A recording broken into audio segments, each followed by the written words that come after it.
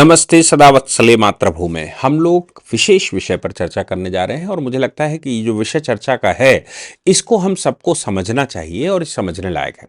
मामला कानूनी है, पेचीदगियां हैं।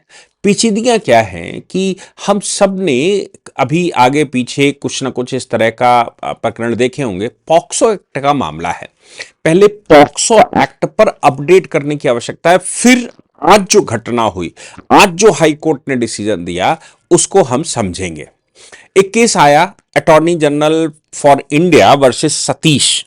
बॉम्बे हाई कोर्ट की महिला जज ने, आप सोचिए, बंबई हाई कोर्ट की महिला जज ने ये कहा, स्किन टू स्किन संपर्क के बिना सेक्सुअल असल्ट कैसे हो सकता है।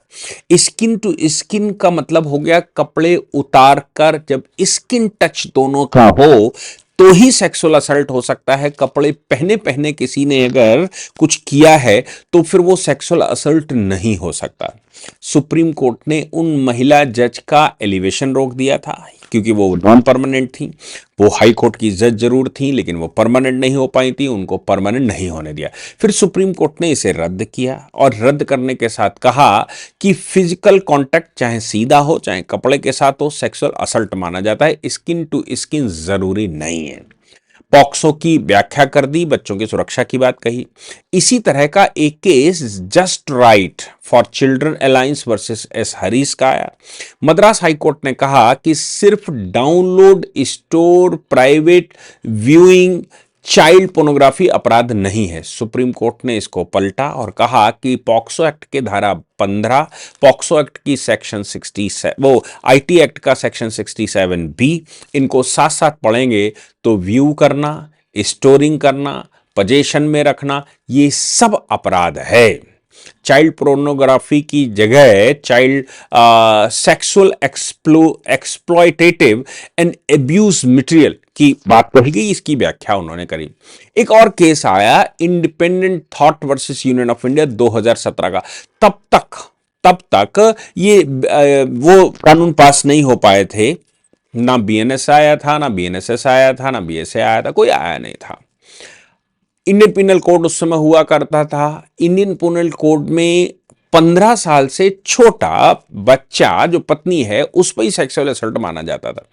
बाद में उसको असंवैधानिक घोषित कर दिया सुप्रीम कोर्ट ने और कहा 18 साल की से कम की बच्ची है, उसकी पत्नी ही क्यों नहीं है, तो भी वो अपराध की कैटेगरी में आएगा। 18 साल से कम उम्र की लड़की से सेक्स, चाहे वो शादीशुदा हो या ना हो, पॉक्सो एक्ट के तहत अपराध आएगा। चाइल्ड मैरिज और शोषण पर रोक लगा दी। Alok Srivastava versus Union of India का केस आया। पॉक्सो केस में स्पीडी ट्रायल के लिए गाइडलाइन जारी की गई। केस की कॉग्निजेंस से 1 साल में ट्रायल पूरा करने की बात कही गई। और निपुण Saxena versus Union of India का एक जजमेंट आया जिसमें विक्टिम की आइडेंटिटी गोपनीय रखने की बात कही गई कि भाई विक्टिम की आइडेंटिटी गोपनीय रखी जाए, उसको सार्वजनिक ना किया जाए। इसी प्रकार का एक सुमोटो केस ऑन अडल्सेंस रिलेशनशिप 2024-25 आया।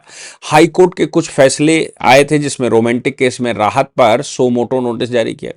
2024 में कलकत्ता हाई कोर्ट की टिप्पणी आई थी और 2025 में एक केस में दोषी को सजा से छूट आर्टिकल 142 पावर से, लेकिन कहा कि ये प्रेसिडेंट नहीं है, कर दिया था। एज ऑफ कंसेंट इस समय चर्चा में है कि वो महिला कंसेंट किस एज पर दे सकती है। निपुण सक्सेना का एक केस आया, ये बदला हुआ नाम होगा। निपुण सक्सेना का एक केस आया जिसमें सुप्रीम कोर्ट में ये कहा गया कि भाई कंसेंट की एज 18 से घटाकर 16 कर देनी चाहिए।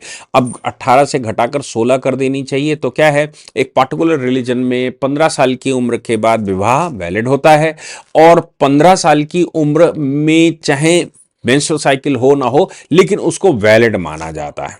इस केस को सुप्रीम कोर्ट में केंद्र सरकार ने पुरजोर विरोध किया था। बाद में सुप्रीम कोर्ट ने 18 से कम करने से मना कर दिया था। रोमांटिक केस में केस टू केस डिस्कशन की बात कही थी और जजमेंट की बात कही थी। इतनी बात ये पॉक्सो केसेस को लेकर अपने पास है। अब एक केस आया, अजीबोगरीब है। अजीबोगरीब ये है कि मध्य प्रदेश के जबलपुर बेंच का जजमेंट है, 2 जजेस की बेंच का है। Protection of child from sexual offences act के तहत।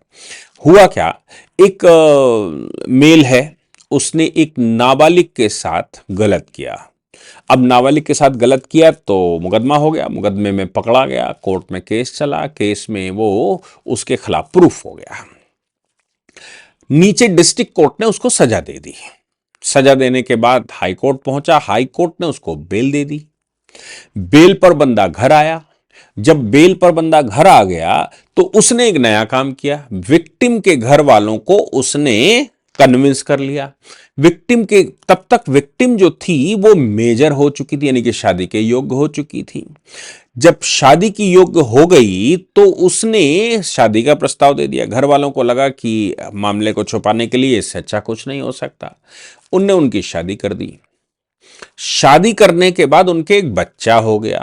बच्चा हो गया और मामला अपील में था, अपील की सुनवाई चल रही थी। तो ये श्रीमान जी हाई कोर्ट पहुंचे और हाई कोर्ट में इन्होंने कहा कि साहब अब तो उसी से, विक्टिम से ही हमारी शादी हो चुकी है और उससे एक बच्चा भी हो चुका है, अब हुजूर हमको माफ कर दीजिए।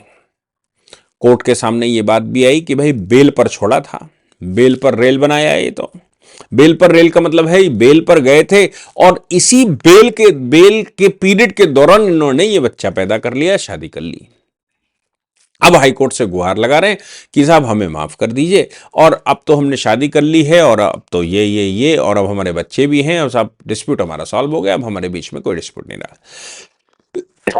अब सवाल यहां पर यह पैदा होता है कि ये जो पॉक्सो के केसेस हैं, ये राज्य के खिलाफ अपराध है या फिर व्यक्ति के खिलाफ है, उस महिला के खिलाफ अपराध है या फिर पूरे देश के खिलाफ अपराध है।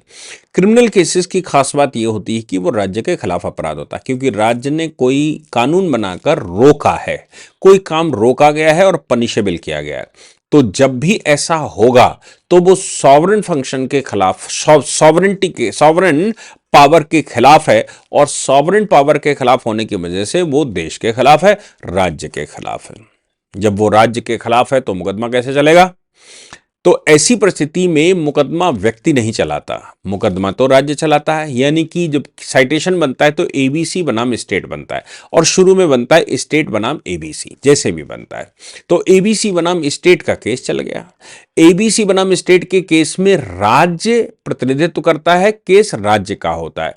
विक्टिम तो विक्टिम है ही, लेकिन ये पूरी मानवता के खिलाफ केस होता है। अब इन सज्जन ने कोर्ट में लगाया कि साहब हमारे बीच का डिस्प्यूट खत्म हो गया और हम दोनों एक साथ बैठ गए, एक साथ हमने विवाह कर लिया है, बच्चे भी पैदा कर लिए हैं साहब, अब बच्चों का भविष्य है, पत्नी का भविष्य है। ये हाई कोर्ट ने कहा कि भाई देखो, सुप्रीम कोर्ट के पास तो आर्टिकल 142 है, यानी कि आर्टिकल 142 में विषम परिस्थितियों में सुप्रीम कोर्ट उसका इस्तेमाल करता है, और इस्तेमाल करते हुए केस टू केस वो 142 का इस्तेमाल करके केस को स्पंज कर देता है, खत्म कर देता है।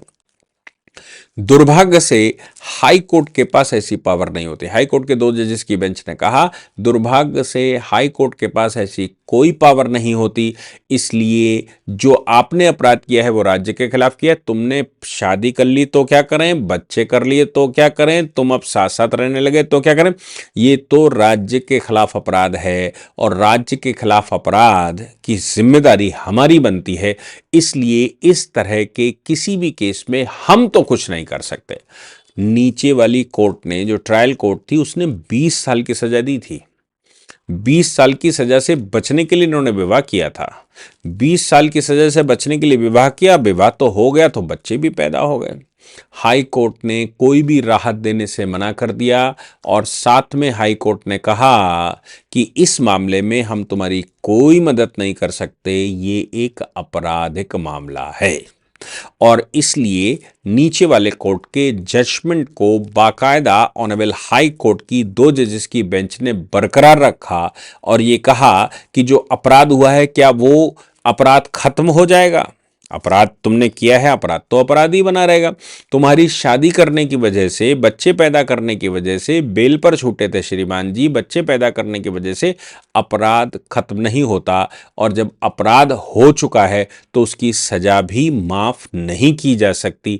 इसलिए हम आपको पूरी सजा देंगे और नीचे वाले कोर्ट के जजमेंट को बाकायदा बरकरार रखा। और ये जो ग्राउंड उन्होंने दिया कि हमने शादी कर ली और बच्चे कर लिए, उसी महिला का हमने भला कर दिया, कोर्ट ने कहा तुमने भला नहीं, तुम पहले बुरा कर चुके हो, पहले उसको भेजो भोगो, फिर अच्छा देखेंगे। जय हिंद, जय भारत, वंदे मातरम।